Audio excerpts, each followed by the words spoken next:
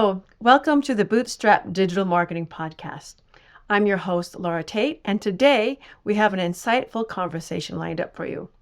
Our topic is about how professionals in the marketing, advertising, and communications industries can protect and monetize their creative assets. As the founder of Legal Creative, Sharon Torek brings a wealth of knowledge and experience to the table. So let's dive right in. Welcome, Sharon. Thank you for joining me today. I'm really excited about learning about your work and the legal aspect of protecting intellectual property and creative content. Because honestly, as a business owner myself in the marketing industry, I have my assistants and people I work with sign NDAs when I need it, but I've never thought about needing to protect the assets I created. Even with AI going on, it's like always humming in the back of my mind because we have all this news about artificial intelligence and how it's scraping everybody's content on the web and all that. So I'm interested to talk with you about that. But before that, let's talk a little bit about your background and your journey into the world of intellectual property and marketing law. So how you got into it and what inspired you to focus on this intersection of law and creativity. I started my career in big law and in a large law firm. You kind of go where you're slotted when you're learning. And I had the good fortune of working with the intellectual property team at the firm where I was, and just really took to trademark law, copyright law, and all related intellectual property fields, except for patent. I'm not a patent lawyer. And, Mhm. and my firm has never practiced any patent law. However, I really took to it because any business run by anybody who might be listening to your show consists of original creative concepts to some degree. And there's money and secret sauce to be found in the IP that any service business in particular creates. And I started to realize as I progressed through my career of being an employee and then an owner of a law firm of my own, working eventually with almost exclusively marketing agencies, that there's just not enough thought or time around the idea of protecting your intellectual property and making sure you're using it as leverage in your client conversations, in your client contracts. And so it's just a fascinating area to me. And it is really the linchpin of most marketing work created by either in-house marketing departments or by marketing service providers. And so we sort of built the firm with that at the center of everything. And then it, has expanded into related services for our Mhm. particular client avatar. But that's kind of been my journey. Okay, cool. So is the name of your company Legal Plus Creative or Legal and Creative? Yeah, we're Toric Law, and we do Mhm. business in the marketing agency world as legal and creative. Okay. So in a nutshell, or you can take a little longer, why don't you explain to me what services you offer and how you assist marketing agencies and creatives? Sure. So, legal and creative basically serves independent marketing agencies across the US in three areas. I would say the first bucket is intellectual property, as you and I discussed a moment ago. So, we're Mhm. helping marketing agencies and their clients with brand due diligence, and that could mean trademark clearance, it could mean trademark registration. We're Mhm. helping them with copyright protection, and we're helping them with all transactions and licenses that revolve around brands and content. The second area in which we help our marketing agency clients, and probably our most frequently accessed area of work, is in helping them develop and negotiate good, strong contracts. And that could be with their clients, that could be with their vendors, that could be with their freelancers. And then third, we help them comply with marketing regulations that relate to the campaigns and the work that they do. So that could be FTC compliance for an influencer campaign. It could be data privacy compliance for a Mhm. digital or direct response campaign.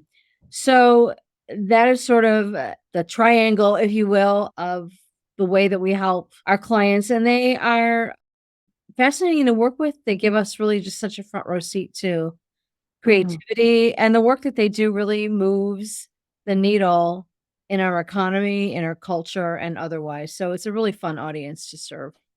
So I mentioned before, I'm an owner of a marketing agency and I work with all kinds of companies, mostly in technology and startups. At what point, for instance, with my freelancers that I use, we use NDAs and so on. And I have come across where clients have asked me to sign an NDA. So, at what point should a marketing agency or even an individual freelancer or independent marketer or a creative person consider having services like yours to draft contracts? I'm trying to figure out where in the process, if you're just starting out as an independent marketer and you hire somebody on Upwork or elsewhere to work with you, and then Upwork and platforms like that provide simple NDA contracts and so on, and say then that person gets a small client, maybe it's a restaurant or something, and they're doing their social media marketing for them. Is there anything that they should consider as far as contracts that they should have a lawyer create and review for them? Well, I mean, I think it's not so much a function of what the size of your agency is or your marketing Mhm, services business is. It's a function of putting a solid foundation in place for the firm or the business that you want to be versus the firm or the business that you may be today. mhm, And so I would say, yes, freelance platforms like Upwork and Fiverr, and they have their terms and conditions. They have the, but they're not really designed to protect parties in B2B transactions. And so I think every marketing services business, whether you consider yourself a business of one or whether you're a business of 25, we've served agencies both those sides in the history of my firm. Everybody needs a foundational set of legal agreements. And that consists of a client services agreement or a master service agreement if you're working with larger brands. You need to have an independent contractor agreement for freelancer relationships because the terms and conditions that are just the standard fare on a typical freelance recruitment site are not going to be adequate for really a true arm's length business to business transaction. So you need that agreement. If you're engaging, that's the fundamental place to start.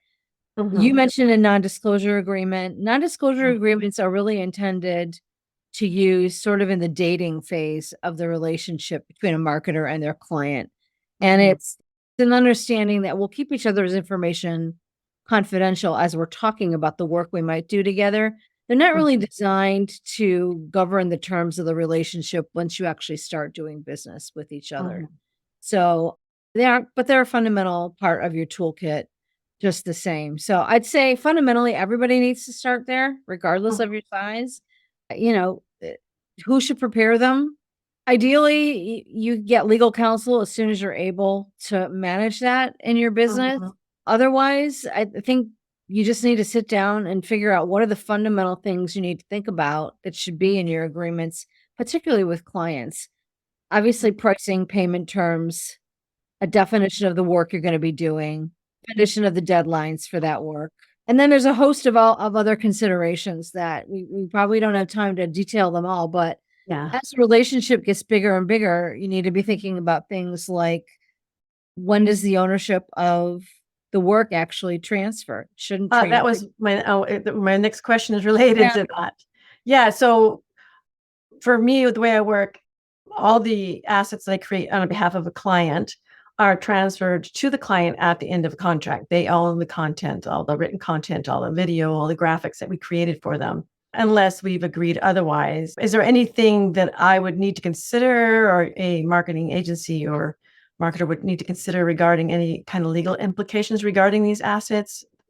Uh, Well, so this is just advice, not and I mean, this is just education, not legal yeah, advice, yeah. for everybody listening. You wanna be considering the timing of your transfer of those rights, and you wanna be considering when the rights to that content actually vest in the client, and it shouldn't be before you're paid for doing the work. So, Mhm, that's just a fundamental, and I find one of the biggest areas of or biggest gaps in client service agreements when it comes to marketing firms is they just say it's a work for hire. mhm, Okay, but it's a work for hire when? It's a work for hire the moment you turn it over to them to give you their red lines, or it's a work for hire once it's finished and they've paid you for it and not before then. mhm, So a lot of distinctions not being made and do it yourself agreements that it really takes some careful thought to spot so that you can use those rights as leverage if, for example, you're not paid, if your mhm. client doesn't complete its obligations to you, etc. So this is where having legal counsel in your corner as soon as you're able to Mhm. really makes the difference in terms of being proactive about risk management and maximizing the value of the contracts that you sign. Okay. So, okay, the landscape of marketing and advertising is always changing. Yeah. What are some of the common legal challenges that professionals face when it comes to protecting their creative work? Initially, we like to use a framework that I define.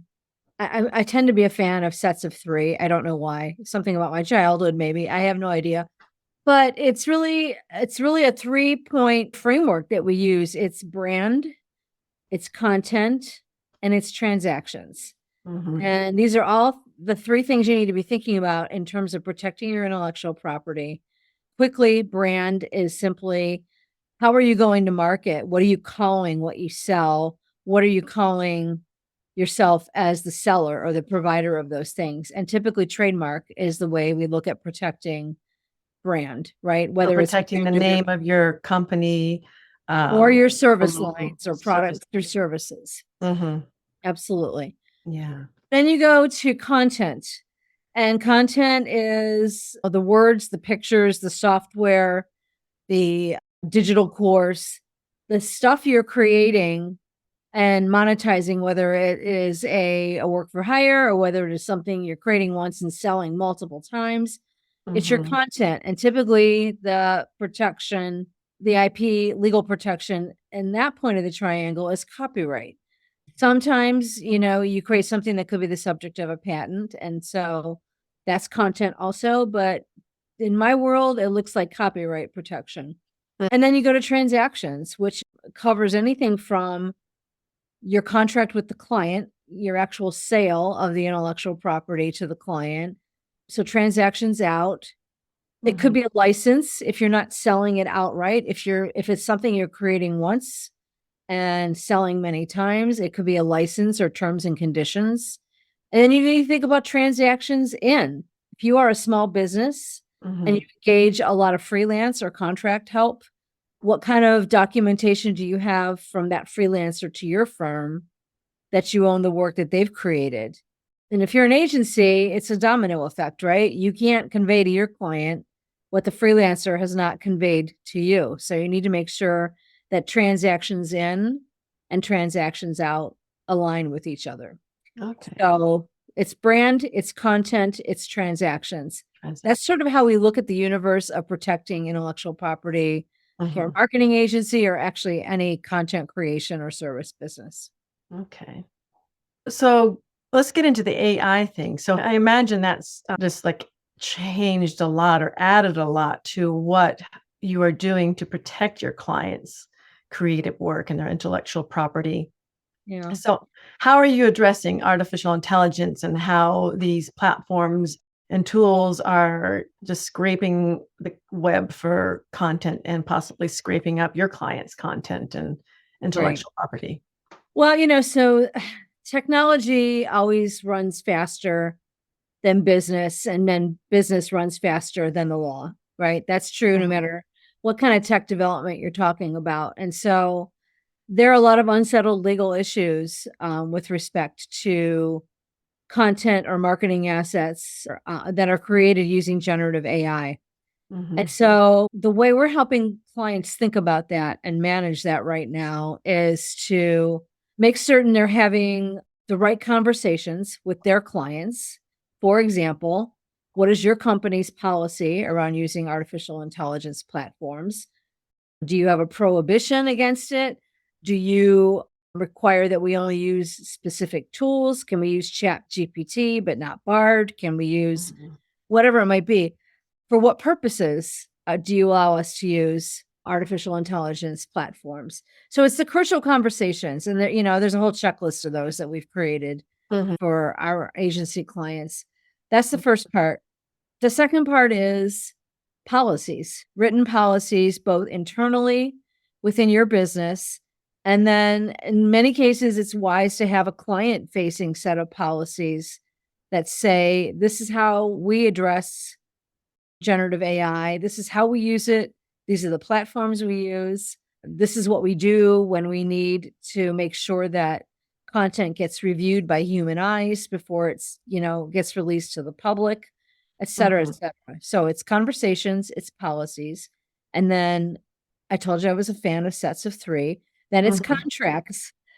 What does your contract language around the use of generative AI and around the ownership of work that is created in whole or in part using generative AI? So those three areas are where we're focused and helping our clients focus right now. And Mhm. those are the tools that we're creating for them to help them manage all of this. And, the state of play right now in terms of the way the copyright law looks at assets created with generative AI is that nothing machine created is entitled to copyright protection. Really? Um, so the Mhm. question becomes, what about something that we generate out of an AI platform that we then use human intelligence to either edit or add Uh-huh. to?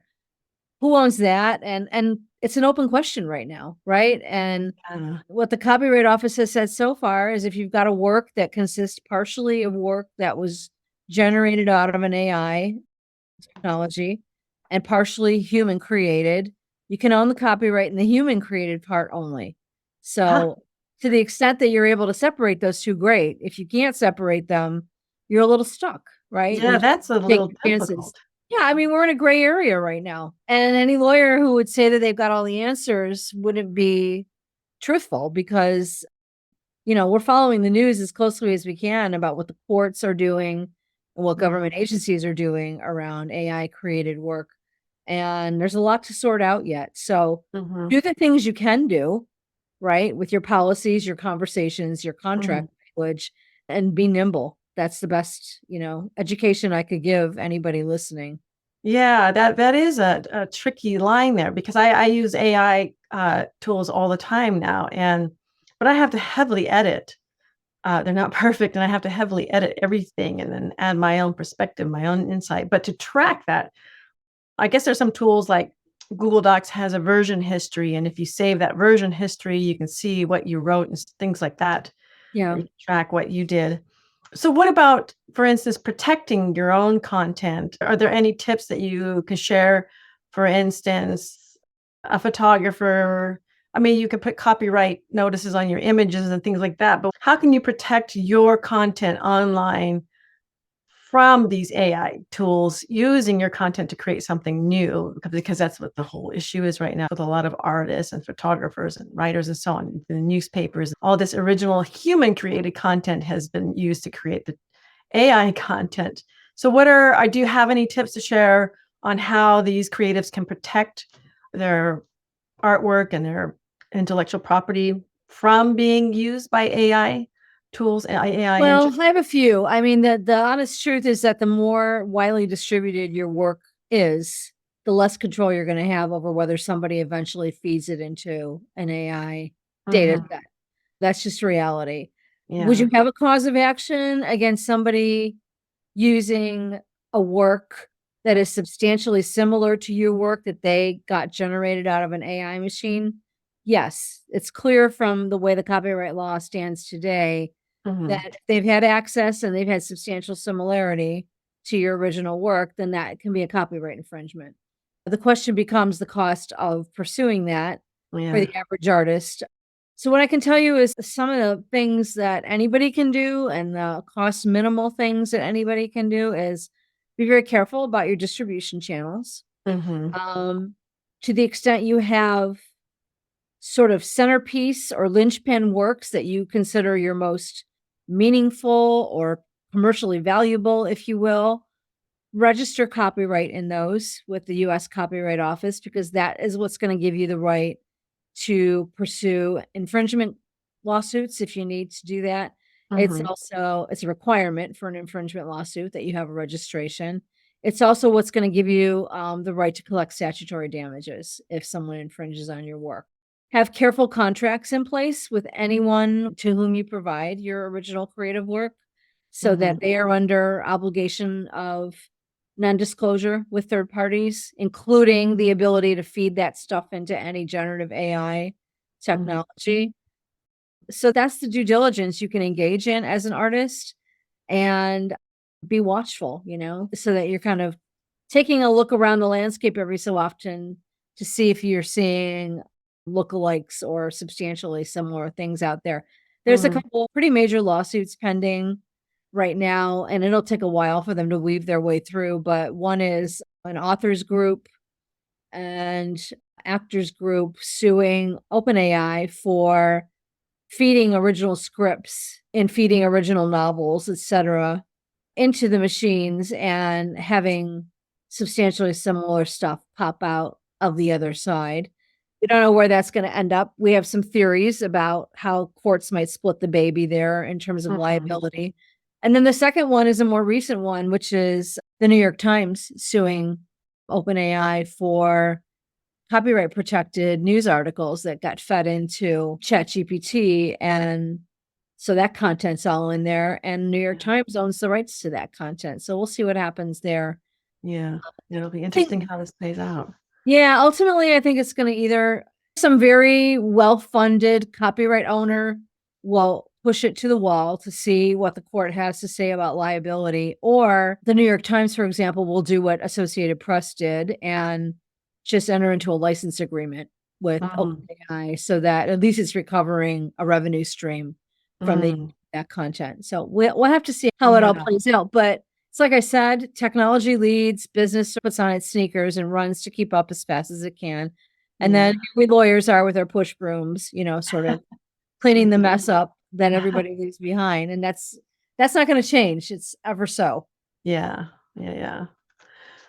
Okay, let's move on. How about monetization? So that was one of your description of your services on your website. So how can marketing agencies and independents turn their ideas and their creative assets into revenue streams? There's lots of ways. There's creating learning opportunities with the content that you already have. There is privatizing access to your content for a fee, a subscription fee. Mhm, There's digital course creation, mhm. private podcast. There's just, to the Yeah. extent your marketing service business particularly is niched, if you focus on a particular industry or a particular skill, and you can teach what you know to other people at Mm, some level, you create something once and you sell it multiple times. That's the definition or the hallmark of a productized service. And then you go through the framework that I already expressed, which is brand and content. And mhm. the transactions part, that's the monetization. That's where the revenue generation opportunities And is are. that the area where you help your clients and when they're planning to monetize their assets?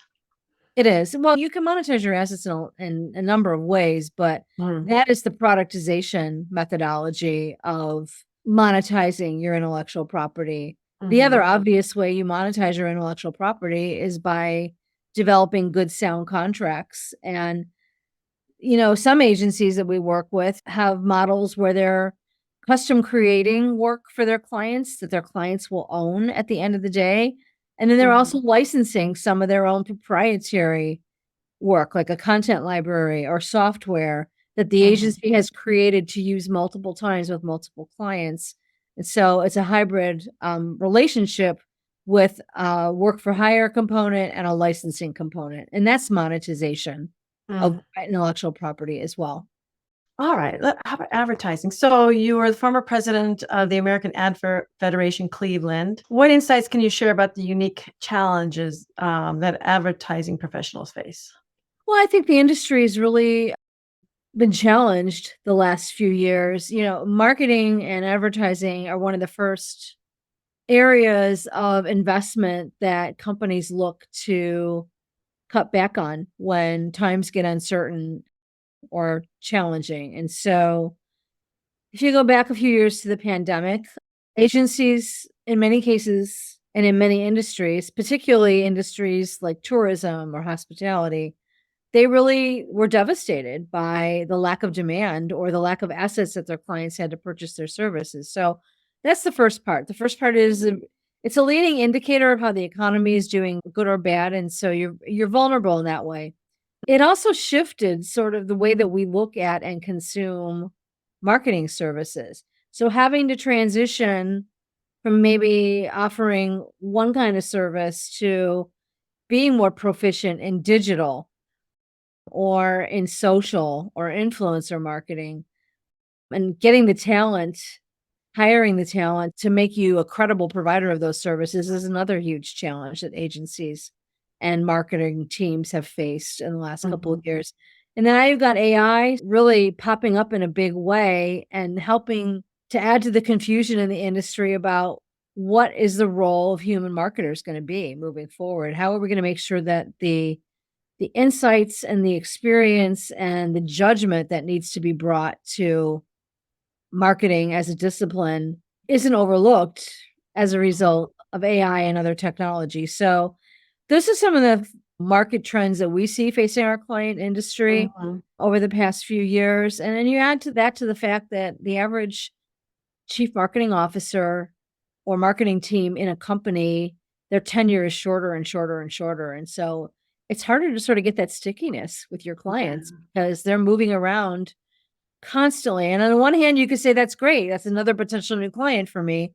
On the other Mhm. hand, it many times disrupts the current relationship you have with your existing client when they leave. Yeah, exactly. I guess the roles of marketers and content marketers and so on will be changing to like more monitoring. The better that the AI tools get, the less you have to edit and modify. It's just fact checking. Well, I don't think it's just fact checking. I think it's Mhm. monitoring brand voice.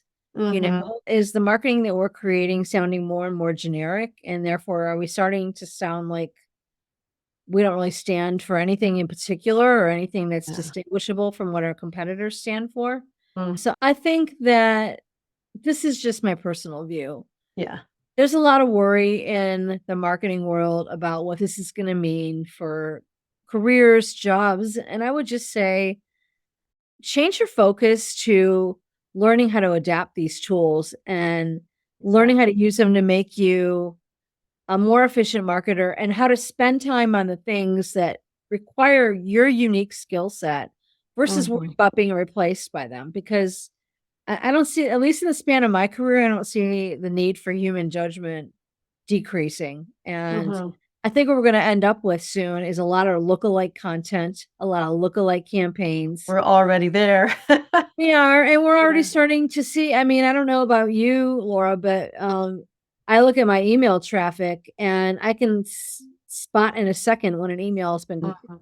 composed by AI versus a human actually having written the copy. And so it makes me less likely to want to read it in many cases. And so I think consumers are going to get more jaded too. And so you're going to need ways to stand out. And that Yeah. requires human judgment and human understanding. And the human element overall, for instance, like video, it's real people talking. Personally, I don't like to watch an AI generated robot talk about something. I'd rather have a real person. Yeah, That's just me. And same for movies and TV and so on. They're getting better and better at, for instance, have you seen the latest Indiana Jones movie where they made Harrison Ford look like he looked 40 years ago? I And it's did. Yeah. I personally, it looks so real, but I can see there's a little something off about it. Yeah. But it was good enough not to turn me off. And for me personally, I don't like watching it. And Yeah, I think we're a little bit more willing to suspend disbelief when it's entertainment. Uh, yeah. I think what we all need to be concerned about is telling what's legitimate from what's a bad actor when it Mhm. comes to news coverage, political coverage, those areas where Mhm. high degrees of damage can be done by Yeah. deep fake implementations of AI technology. So, again, it's going to require human discernment to sort through it all. And so, Yeah. in the And marketing context, I would just say get fluent in these tools. It's going to make you more marketable as a professional. It's mhm. going to make it faster and easier to do the parts of your job that probably are not the parts that you love the most anyway, in many cases, Exactly. and give you an opportunity to use your strategic and creative abilities at a higher level. That's the way I see it I anyway. completely agree with you because I actually am embracing these AI tools left and right because I'm just a technology nerd overall. So Yeah. any kind of new tool comes along, I'm always like, oh, how can I use this? And how can I make my work easier? But as I said, it's like the human element and like you mentioned, the human element has to be there. And if you Right. want your brand or your company, your business to stand out, you've got to put your particular unique insight into any kind of content you create. Right. Yeah, very important. All right. Well, aside from AI, but what other kind of advice would you give to marketing professionals who want to stay ahead of the curve while safeguarding their creative assets? I think it's just ensuring that you give full respect to the creative work that you're doing and treat it as an asset, not just an assignment. I think marketers, particularly agency side marketers, they look at it as an inventory of hours. They look at it as they don't think about the implications, the long term implications of ownership of the content itself and what that can do for an agency in terms of leverage and in terms of creating future opportunities. So I would just say being mindful at all stations of the relationship between agency and client or in-house marketing department and client, and think about the possibilities that follow the actual work that you do. I think Mhm. that's the best advice I can give you from a practical perspective on acknowledging and understanding the power of the IP. Keep the framework in mind for the elements that you look to protect when you want to either protect or monetize or both your intellectual property. And I guess the final thing that I would leave them with is in these days of contracted talent, I'll say this: most brands or agencies who use outside talent, folks Mhm. that are not W-2 employees of their companies, don't really realize or understand that if you don't have an adequate contractual relationship, you don't actually own the copyright and the work those folks do for you. And it doesn't matter that you've paid for it. What matters is that you've got something in writing that addresses the ownership issue. That is what the copyright law requires. So I'll leave That's that a good point. final piece of knowledge with you for the benefit of folks listening who use a lot of freelance or contracted talent. Yeah, very important. Thank you. All right. Well, that covers my last question, which was, is there anything that we haven't covered that you think is important to discuss? And I think that point you just made is very important, especially with those who work with the independent contractors outside of their agencies. Well, thank you for joining us. So before we say goodbye to our listeners, can you tell me, Sharon, or can you tell how listeners can find you online? What's your website address and any other type of information you'd like to share? Absolutely. And thanks for having me, Laura. Very active on LinkedIn, so you can find me on LinkedIn. It's Sharon Torek, Toerek. My podcast is The Innovative Agency. So if you're an agency owner, it's not a legal podcast. It is simply a podcast where we talk to owners and leaders in the agency world about your industry. Our firm is Torek Law. We do business as legal and creative. So you can find us at legalandcreative.com. Wonderful. All right. Thank you, Sharon, for sharing your expertise and shedding light on the critical intersection of law and creativity. And to our listeners, remember to check out Legal and Creative's website for more valuable insights and also listen to the podcast. It's on the website. And until next time, this has been the Bootstrap Digital Marketing Podcast. Stay innovative and stay safe. Thank you.